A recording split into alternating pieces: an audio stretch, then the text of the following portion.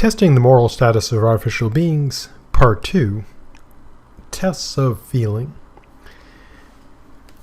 Now, when it comes to artificial beings and feeling, it's very common in science fiction for there to be beings that are rational but lack feeling. A classic example is Robbie the Robot from the movie The Forbidden Planet. He explicitly says, he doesn't feel anything, even though he's clearly exceptionally intelligent. Also, Data from Star Trek The Next Generation. Also, kind of the main sort of underplot for Data is that he is intelligent, but he wants to feel, but he doesn't feel.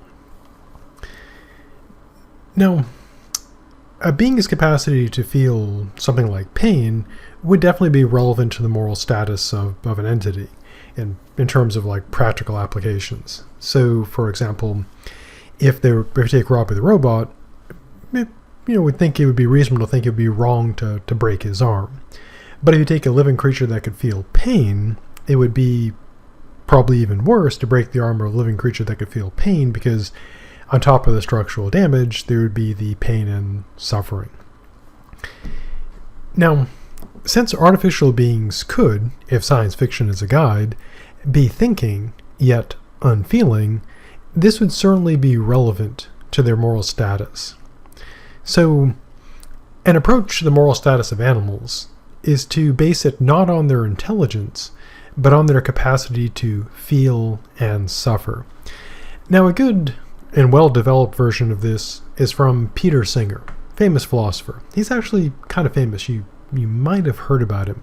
He wrote a once very well-known book called Animal Liberation, in which he presents a utilitarian argument against the mistreatment of animals.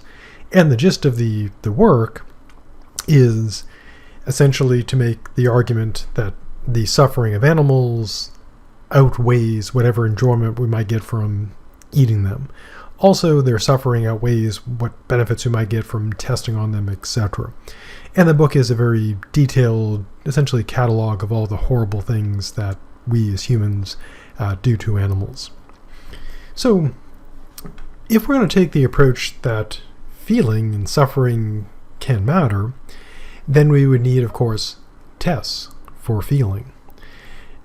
Some could be variations on the language test that we would aim at determining the presence or absence of artificial feeling, which you could call AF. Not the normal use of AF, but the artificial feeling. Yeah, that wasn't well thought out. But to my defense, AF wasn't like a big thing back when I wrote this in 2017. At least I think it wasn't. So we would look at artificial feeling rather than artificial intelligence, AI. One example of this is the Voight-Kampff test, famously used in the movie Blade Runner and the book Do Androids Dream of Electric Sheep, to distinguish the replicants, essentially like organic androids, from humans. The idea being that the androids don't have the time to develop the emotional responses of humans, and so you can determine, that they are not human, like us, because of their feelings or lack thereof. Now, the obvious problem with language-based tests for feeling is that it is rather difficult to determine whether the subject of the test only knows how to use the words properly or if it really feels. Why is this a potential problem? Well, it's easy to imagine that an artificial being could be like a human actor reading emotional lines, that it's not really feeling what it's saying, even if it's presenting, these amazing words and putting forth all the right expressions, etc. We do have examples of this today. For example, in video games with non-player characters, especially games written by companies like BioWare, which put a lot of depth into their non-player characters, they can have very emotional dialogue. But of course, we know that since these are just, basic programs running on a PC or an Xbox, that they're not really feeling. You don't have a fully developed AI in these games. And so even though they are presenting like these emotional lines and expressions, they're not really feeling it. Another example would be the virtual girlfriend or boyfriend or whatever apps that purport to present these virtual entities that have feelings. But of course, again, we don't have like full artificial feeling going on in a smartphone app. So those would be kind of like real examples of faking of feeling. So a being with artificial emotions might merely have language skills and in fact lack feelings that would ground moral status. For example, suppose we go with our good dead friend John Stuart Mill, and moral status is derived from a being's ability to feel pleasure and pain. If a being didn't feel pleasure or pain, though it was intelligent, being only able to use the words properly would not provide that status. So even if it could correctly use language about pain and pleasure and respond appropriately, like if someone went up and kicked it, it'd say, "Ow, that hurt," even though it didn't feel anything. Or if it was saying, suppose you had like an artificial boyfriend, girlfriend, husband, wife, or whatever, and if the person, their partner was mean to them, they would put on a convincing presentation of, being hurt, but not at all. They don't feel anything. And so for someone like Mill, their inability to feel pain and pleasure would deny them all moral status because they cannot suffer. They cannot enjoy. Now, when it comes to faking feelings are actually much trickier than intelligence when it comes to testing. Why? Well, as I noted before, if somebody or something can fake intelligence, then it would seem to be, paradoxically intelligent, because it would take so much cognitive ability to consistently fake intelligence that one would be hard-pressed to argue that it's not actually intelligent. But in the case of feelings, we know from humans that humans are quite adept at faking their feelings and routinely do so. Some people get paid quite well to do this. People like, Matt Damon and Natalie Portman, etc. They're paid to pretend to feel things. And all of us are good at this to a certain degree. So in the case of emotions, unlike that of intelligence or skill, a being could fake having a feeling while engaging in a flawless performance, doing all the right, gestures and using all the right words, but feel nothing. And we know this because humans can do it already.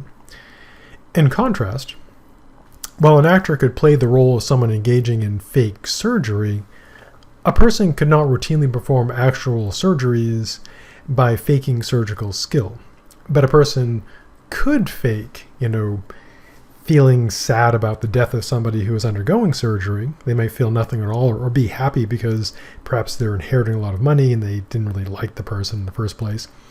And one could easily imagine like an artificial being, the same thing. It knows exactly how to pretend to, as if it's feeling, but does not in fact feel. So what would be needed would be a reliable test. And this would need to be a test that even a human being couldn't reliably fake. Now, it wouldn't have to be perfect because, of course, no test is going to be perfect. So it needs to be a test that could reveal the presence or absence of feelings in a way analogous to the test for the presence or an absence of disease. And when we test for disease, people often, probably less so thanks to the pandemic, but people tend to think that if a person tests positive for a disease, they definitely have it, and if they test negative, they definitely don't. But of course, it's a matter of probability. Even if a test is, say, 90% accurate, a person could very well test positive and not have it. And a person could, of course, test negative and have it. And you might think, why don't we have perfect tests? And the answer, of course, is not a perfect world. So many factors go into it that a 90% test is actually pretty good. And same for like a testing for emotion. If it was pretty good, that would be good enough. We can't expect a perfect one.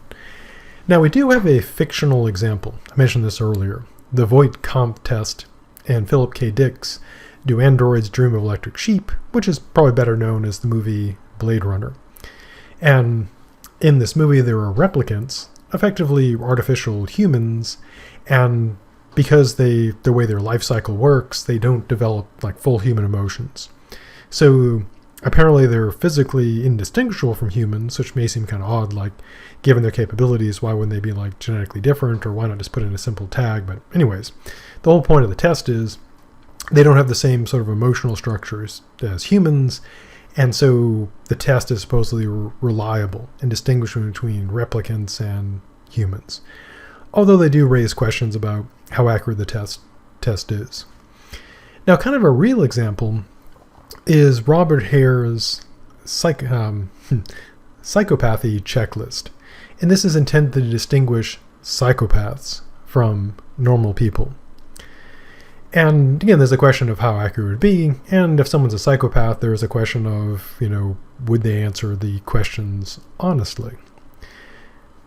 But even though these tests, the fictional one is fictional, the test for being a psychopath does have its limitations and problems, they do give us an interesting theoretical starting point in terms of building tests. So to determine if an artificial being has the appropriate sort of feelings and assign it a moral status comparable to that of a similar natural being, we would develop these types of tests to see.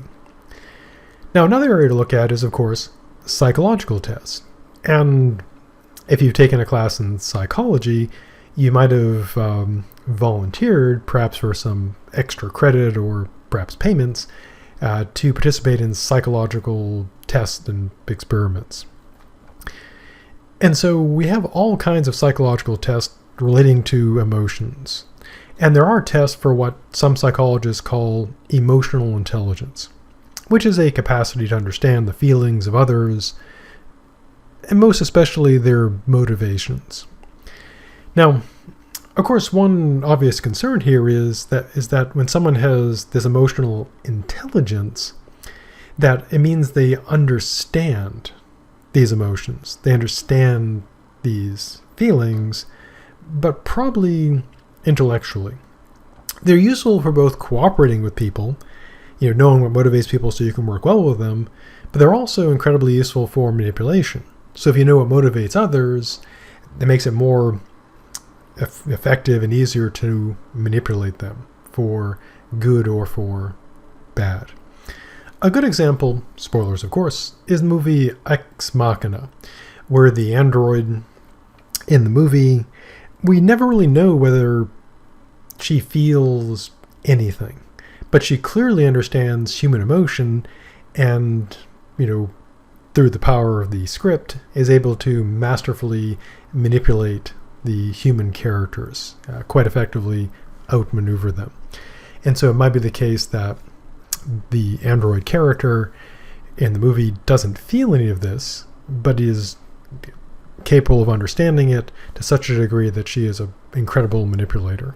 And of course, humans can obviously do the same thing too. Now, this leads us to the classic problem of other minds. Also in this context, the problem of other hearts. Now, the sort of standard version of the problem of other minds is, how do we know, or rather put it more accurately, how do I know that other beings that seem to be like me, that seem to think and feel, etc., how do I know that they have minds, that they actually think and feel? And in the case of the problem of the hearts and minds, the question would be, in the case of artificial beings, how would I know that artificial beings are thinking and feeling, and not just seeming to do so? Interestingly enough, a being with the appropriate psychological or theatrical knowledge could act appropriately or manipulate effectively without actually feeling anything. And again, we know that humans do this, that humans, can be very unfeeling manipulators of other humans, and, pretend to care about someone to exploit them.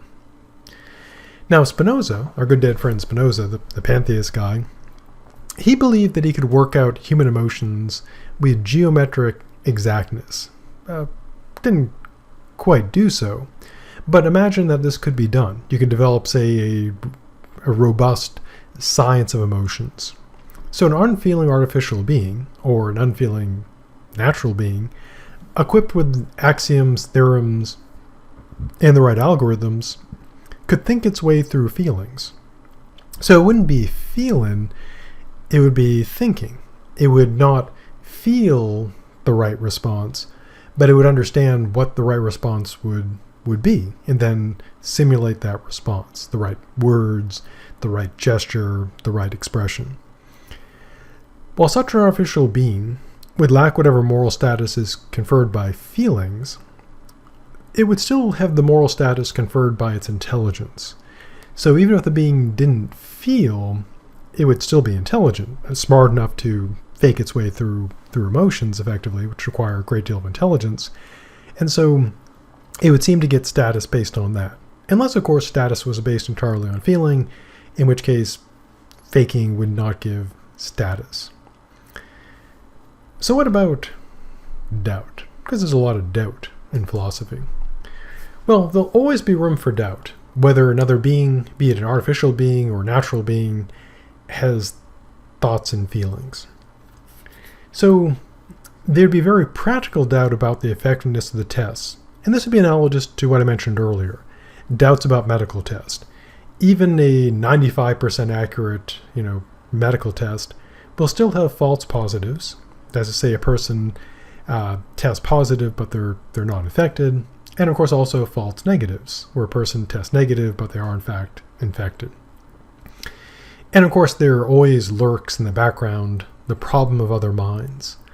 No matter the test, there'll always be the possibility that there is no reality behind the appearance, that there is no thought, and there is no feeling. Now the moral question of whether a being should be given moral status or not is distinct from the metaphysical question of whether a being really has such a status. Now, if we knew that a being had that status, then it would obviously gain that moral status. But there's also the moral question of whether we should give beings that status,